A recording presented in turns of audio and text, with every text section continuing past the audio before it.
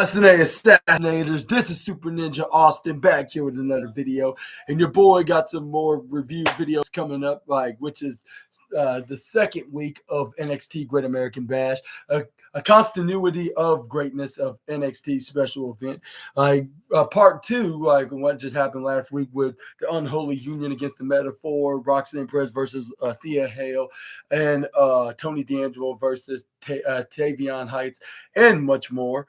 But yeah, we had some only matches but this time it's with the NXT Women's North American Championship, the NXT Championship, and the Tag Team Championships, which all of them were really good. I'll give the first match of the night to the NXT Tag Team Championship, and at the ending was a shocker. And let's just say it wasn't a title change, much rather what happened after the match. But we're going to be talking about that very soon. But right now with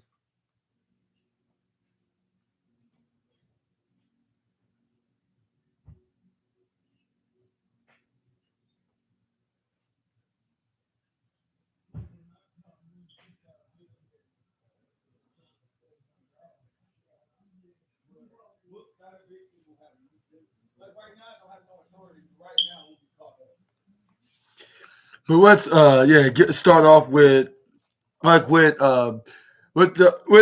his name, with the host of Great American Bash, which was Tank Ledger and Hank Walker, which they were doing some very funny skits, like even spying on Oral Menza and Ethan Page on them going back and forth, and asking Ava to sell this once and for all in a match the following weeks. Where Oral Menza was wondering like what the hell they doing outside once you left.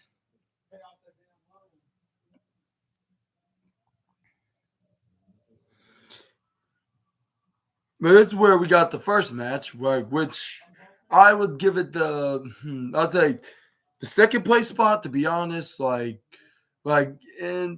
I'll say the NXT Championship was really good, but I'll unfortunately have to give the third place spot, which I can see why they did not put it in the main event slot, because it's like a main event mid card match, basically. Like nothing too special, just the match that shows who is proving the other wrong. Can one guy can beat the other, prove the underdog can beat the overdog, or the overdog can will overcome the underdog.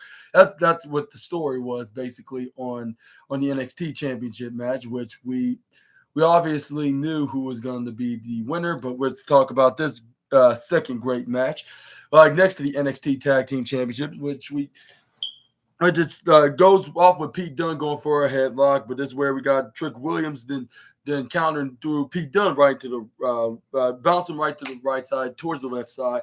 Then he goes for a duck, leapfrog, arm drag, knife edge chop to follow things up. This is where then Trick Williams, I'm whipping this trick right now. This is where he started literally doing it with some lash right into the chest, like if he was an AEW wrestler. And I was telling Trick, I was like, Trick, be careful. Gunther might hear you or even watching you right now. Considering this is the show that he used to wrestle for, you never know. He has something planned for you. If you get to the main roster, and might murk you with his chops and try to slice you into steak cubes, like he's planning on doing to the All Elite Wrestling guys and the former guys that used to wrestle there. That's now on WWE, whether if they're on SmackDown or NXT. But anyway, this is where we got Trick Williams in to hit him with a vertical suplex for 20 straight seconds with Pete Dunne in the air. That's where then Trick Williams then try to go for a cover, but unfortunately he kicks out at 2 even, right after the referee counted to 2. This is where Trick Williams thought, okay, that did not work. I guess I'll just go for a knife edge chop. This is where Pete Dunne amazingly stopped him right into the right before he can even touch his chest. This is where he grabbed onto that same arm and bent and slammed him right into a arm liner, I guess you could say. This is where then we got Pete Dunne to start twisting his legs, and then this is where he looked like he's doing a half camel clutch STF kind of combo maneuver. And this is where fans start chanting, "Bruiser away, Bruiser away, Bruiser away." And then this is where then we got Pete Dunne to grab onto the fingers. This is where he bend it sideways. This is where then we got Pete Dunne to start trying to twist it, try to go backwards. This is where he put him right into to the left side. I mean, right on the right side of his hands. This is where he did the foot stomp. This is where Trick Williams was like, my arm. And then this is where then we got Pete Dunne was like, oh, like I hear pain and agony that is. And this is where he's like, I love the sound of that. And this is where he started hitting some form right to the face, like if he's a crazed lunatic in the streets. This is where then Pete Dunne was doing so repeatedly right onto the poor former NXT champion. This is where Pete Dunne got him in a triangle choke, like on the Trick Williams. But this is where, luckily, Trick Williams picked him right up and power bombed him right to the ground. But they eventually both got back up. Pete Dunne hit a slap right onto the whoop master. This is where then Pete Dunne slapped him right back. But this is where Trick went right back first. But this is where we got the British bruiserweight to hit a chop right to Chud into him. And this is where they started chopping each other. And I was like, like Trick may have a free pass like for the next months to come, but Pete Dunne, like if I was you, I'll be careful because what show you're mainly wrestling for primarily on the main roster, and that is none other than the same show as your current world heavyweight champions on. Like, so if I was you, he would squash you again like he did 5 years ago. Not trying to wishing death upon you, but just saying. But this is where we got Trick Williams and went slapping right back. This is where they started slapping, going back and forth, like, yeah. And this is where they stopped for a little bit before they completely stopped because they don't want to lose their lungs, like out of their body. And this is where they start breathing heavy, like taking these very brutal and devastating chops. Here's where Pete Dunne tried to Irish whip him right to the upper right side. Once he was done taking the breathe, this is where he tried to go for a springboard moonsault, but this is where Trick Williams stopped him and hit a pop-up neck breaker. This is where he tried to go for a pin, but he only got a 2.8.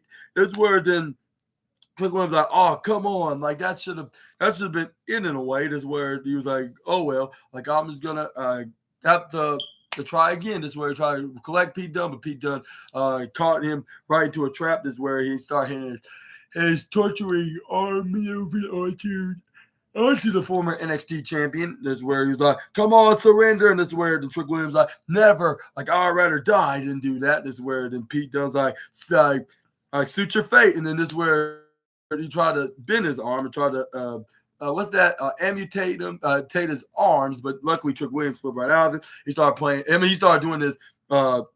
This is where he made his comeback. This is where once Pete Dunne was down, this is where his MP meter must have been like 840 per hour. This is where he dragged him up like into an arm drag position. He tried to go for a spine buster, but this is where Pete Dunne then intercepted. This is where he goes for a sunset flip, but this is where Trick Williams got him right off of him. He pushed him right to the other side. This is where then we saw Pete Dunne trying to run right towards Trick Williams. This is where Trick Williams pulled a playbook out. I mean, pulled a page out of Booker T's playbook. Hits a bookend right onto Pete Dunne. This is where then he tried to go for a cover. Referee counted the 1, and he did count the 2, but he did the 3 because Pete Dunne kicked out the last second at 2.999999999 0. Minus 0.1 away from being the 3. This is where we got Trick Williams like too bad that didn't work. Like, that would have been handy dandy. Like, to show that I'm ready to be back on top. This is where then we got Trick Williams did try to pick up Pete Dunne, but this way he got stabbing him right to the face. This is where we got Trick Williams had enough of this. This is where he tried to go for a clothesline, but this is where Pete Dunne ducks out of the way. This is where he pushes him right into the left side. Once he bounced right back at him in the middle of the ring, he German suplexed him. This is where he stomped on his 2 hands with his 2 feet, and then this is where he swift kicked Trick right into the head. This is where Pete Dunne was like, yeah, like I got that wasn't easy, but I do got him right where I want him. This is where then he goes up right on the top rope and right into the bottom right corner side. This is where he tried to go for a diving maneuver, but this is where Trick Williams stopped him, preventing him getting ready to go for an avalanche hip suplex. Or no, it was a flapjack. It was a flapjack that he did. It was an avalanche flapjack. This is where he thought this was going to be it right there. And for a second, I was thinking of that, like maybe this could be his new finisher or signature, or even at least a signature. And if I didn't know better, I would have already assumed that's his signature finisher because it looked very powerful and looked very convincing that he could easily win with this move either way. But this is where then we got a final, what's that, like a near fall count, like from the referee when Pete Dunne got the shoulders up at the last second at 2.999. This is where then we got Trick Williams was about to go for the trick shot, but this is where he gets picked off by Pete Dunne. What was it? Like he was successful hitting the no, it was no. He tried to go for a attempt to go for a trick shot, but this is where Pete Dunne picked him off and countered and hit a big forearm right to the face. This is where he tried to reach for Trick Williams, but Trick Williams hit a pump kick right into the face. This is where he distracted him right in the mouth. This is where he tried to go for. This is where he tried to capitalize on the bruiserweight, but Pete Dunne was back on his feet and prepared to hit a maneuver on his own. He's like too slow, young man. This is where he goes for a step up insecurity. This is where we got Pete Dunne's like, all right, I got him right where I want him. He put him right in the upper right. This is where we got Trick Williams and hit a pump super kick right into the face. Out of nowhere. This is where I was thinking, like, don't tell me this is going to be it right there. Like, it may not be the trick shot, but give us something that's the next best thing. But unfortunately, he still kicked out of that. And I was like, man, like how much stamina that Pete Dunne has, like for him to easily kick out of moves after move. I mean, don't get me wrong, it wasn't too easy, but at the same time, like he just kicked out of them, like if it's not even a very what's that? I'll say I'm not saying it was weak, but I'm saying like he kicked out like if it was nothing, but at the same time it was something because that explains why he could easily that's why he could hit the knee strike the trick shot of the knee strike and nearly get a 3 count, but only for him to get denied at the final second. But that's where Pete Dunne hits a pop-up power bomb once he tried to go for a trick shot again. And unfortunately, it seemed like Trick Williams was double cursed tonight. And this is where Pete Dunne started going for a foot stomp like if he was a NXT / Monday Night Raw modern day Bryan Danielson or Daniel Bryan of kicking his flubbing head in. But this is where then Pete Dunne's like, surrender. Like, are you going to surrender now? And this is where the Trick Williams like, I will never. And this is where Pete Dunne's like, wrong answer. And this is where he started continuing to try to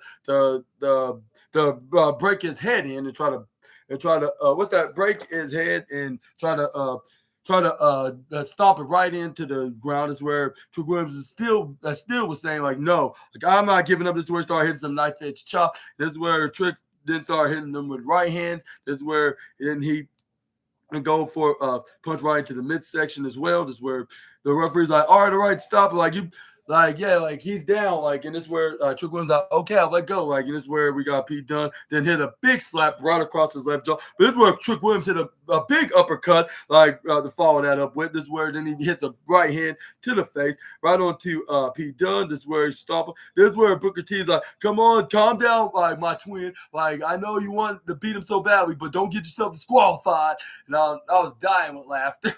I was like, yeah, he's right on that because like that's the least thing you need is another loss. And this is where Trick Williams is like, okay, I'm backing up. This when the referees are like, all right, you gotta do what I say if you want to win. But this is where Pete Dunne grab onto Trick Williams' hand. This is where he bends him. This is where Trick Williams is like, my finger. And this is where he's like, but you think that it's gonna bring me down? Like, yo, you must be mistaken, Peter. And then this is where then Trick Williams then try to go for, I believe, a trick shot right into the bottom right corner turnbuckle. But this is where Pete Dunne went right behind him, hit him with the bitter end, got the 1, 2, 3, and a shocking way. I was like, wow, is Trick Williams gonna kick out of that? Like, no. When he didn't kick out, I was completely shocked in a way. Like, even though like maybe this is all for a good reason, and yeah, it is because we were shown by WWE that this rivalry will continue because this won't be the last time we'll see him in the night. But let me know about this in the comments below. Do you think it was necessary for Bruiserweight to get a win over Trick Williams? Let me know down below. Which I think Ethan Page finally been the one to dethrone him, even though he didn't pin Trick Williams for that title. But yeah, I think they're doing a pretty magnificent job. Like, and if Trick Williams getting the shot at the NXT Championship again, it'll be more likely successful. Excuse me. This is where we got Tank Ledger and Hank Walker was doing a little. I'll say doing a little like a dinner, like a backstage dinner segment, like of a like a barbecue dinner segment or something like that. This is where they invite the whole entire NXT roster into this. Is where, but but this is where we got Alexis King trying to join them. But this is where they're like it looked like, but they didn't trust him, so they kicked him out, and I was dying with laughter. But he was like, "You can't do this. I'm the king." This is where then we got Hank Walker's like, "Yeah, now that's now that's settled. Like it's time for the it's a."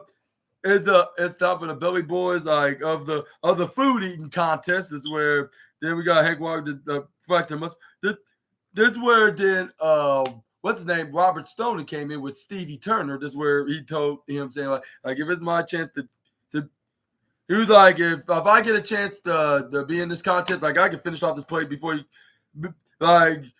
you could say Dudley man or something like that. This is where then Stevie Turner was like, who's like, oh really? Like I know I can eat like double times faster than you could ever will. This is where then what's his name? Robert Stone hilariously did reply saying like, please, and then this is where then. And then this is where then Tank Ledger then let Hank Walker know that they need to flip this do a wing off like between Robert Stone and Stevie Turner, and that's where then Hank Walker then agreed with him like yeah let's do this. This is where then we got what's your name, Stevie Turner was like, oh yeah, you think I can't do this like you're on old man. This is where Robert Stone's like yo.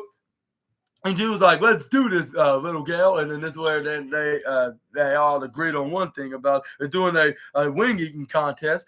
And then we were going to figure out who's going to win the match at the end of the night and who win. Which it started then like with Hank Walker and Tank Ledger, the host of Great American Bash this year. Then the flag of saying, "Oh, your marks, get set, go." This is where they start eating the wings, and then this is where we move on to the next slide. This is where I believe it was the NXT Women's North American Champion. I believe I'm not mistaken, but let's see. But this is where we got Ava then was right behind them. Like when they didn't even know it, but this is where she started shaking her head to brother, like they're really doing this right now. Like what a couple of children. And this is where then we got it was the NXT Women's North American Championship because Kalani Jordan was heading out to the ring for her next title defense against what's her name, Tatum Paxley. This is where then we got the match starting with I believe Kalani Jordan get the first offense in by going for arm drag onto Tatum Paxley. Start going for like a abdominal lock onto the women's wrestler that's obsessed with dolls and women's championship belts. This is where we got Tatum Paxley and got him right back up, got it right back up. Irish whipper dipped her right to the right side, to the left side, but she gets end up shoulder tackled by Kalani Jordan. This is where one half of the fans were chanting for Tatum, while the other one was chanting for Kalani. It was like Tatum, Kalani, like typical debate, like who's gonna walk out is the champion.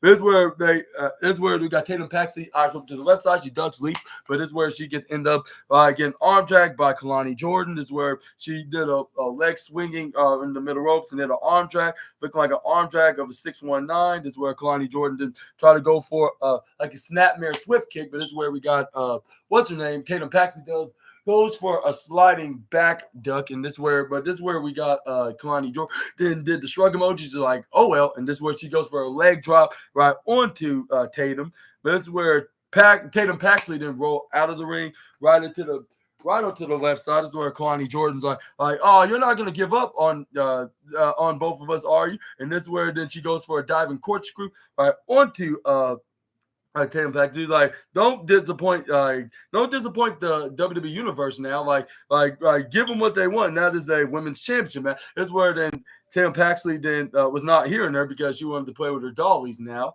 because she still thinks she's 6 years old. This is where, but Kalani Jordan's like, grow the hell up. And this is where then she was like, get from under there when she was going under the ring to try to collect them. But this is where she kicks her right into the face. This is where Kalani Jordan was like, all right, like I'm gonna knock her out so hard that she's gonna realize that she's a grown ass woman now. This is where this, this is where Kalani Jordan tried to open the curtain, open not the curtain, what's that? The little banner, uh, that little banner curtain underneath the ring. This is where she was afraid at first. She was like, okay, here goes nothing. And this is where she tried to pull out her fist and try to clock her. But this is where she grabbed onto a doll, like, and she spotted it. She was like, this looks exactly like me. Like, how creepy. And this is where then Tatum Paxley then caught her off guard, like when she turned around. But this is where she gets chop blocked by the challenger. This is where she's like, aha, trick you. Like, you should have saw that one coming. But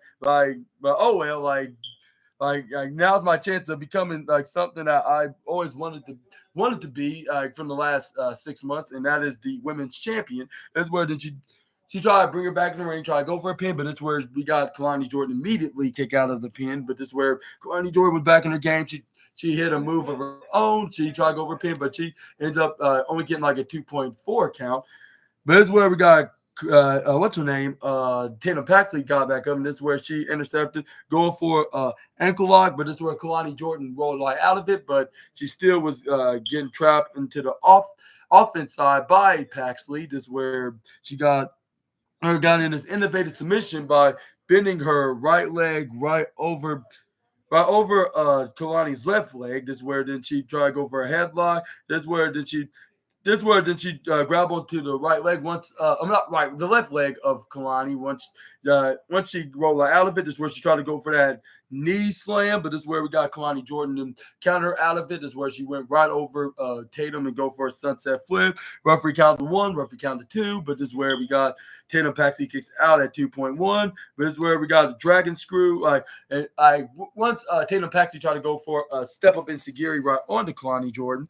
Both women fell right down once she tried to go. Once she attempts the dragon screw, actually, this is where but she gets kicked right into the face. This is where we got Kalani Jordan turn around. This is where we got Tatum Paxley try to go over a clothesline, but this is where she ducks out of the way. But this is where she gets sling bulldog maneuver right into the canvas. This is where we got both women down on the ground. This is where we got Wendy Chu that came out of the blue, and I was not expecting this on my bingo card of tonight's NXT. But yeah, she went out there and because she's also once a shot at the NXT Women's North American Championship, and also she's been associating with Tatum Paxley, so you would probably think that she's trying to help her gain the championship from Kalani, but that did not happen whatsoever.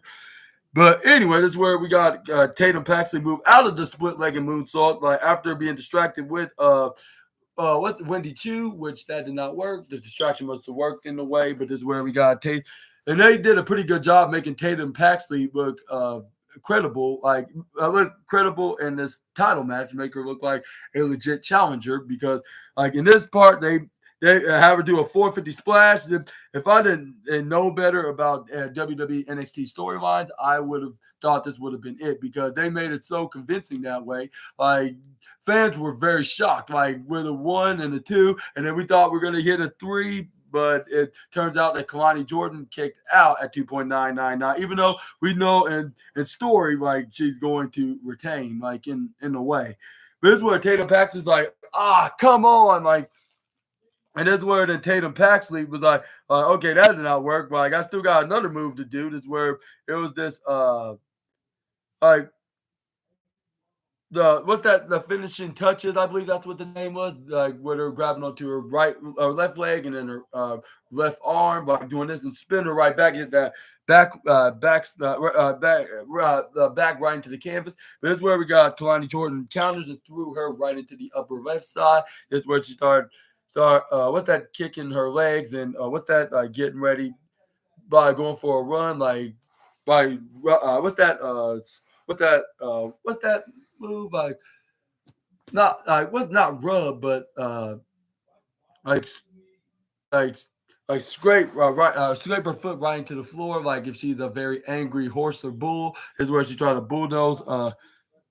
Kalani Jordan is where we got. This is where we got Tatum Paxley move right out of the way. She hits her shoulder first, right into the inner part of the upper left side post. This is where Kalani Jordan got back on her feet. Tatum Paxley took long to get up on the top rope and hit another diving maneuver. But this is where Kalani took advantage of this. This is where she clocked her with a right hand. Like I'm not sure if she knocked a grown woman into her, but I guess it did knock some kind of sense in back in her brain. But this is where then we got Tatum Paxley then try to go for what's that, a like a Euro, like some kind of like it looked like she was about to go for a Uranagi slam, but it's where Kalani Jordan somehow got back into her consciousness. This is where she goes for a Spanish fly, like after getting hit, like got the sense knocked out of her by Tatum Paxley. This is where then we got Kalani Jordan go for a frog splash. This is where she gets a 1-2-3 to retain her women's North American champion and your winner and still the NXT Women's North American champion, Kalani Jordan. Huge congratulations to them, and I would give this match. I'll say like maybe the fourth place, but I was thinking of getting third place because this match was totally great. But like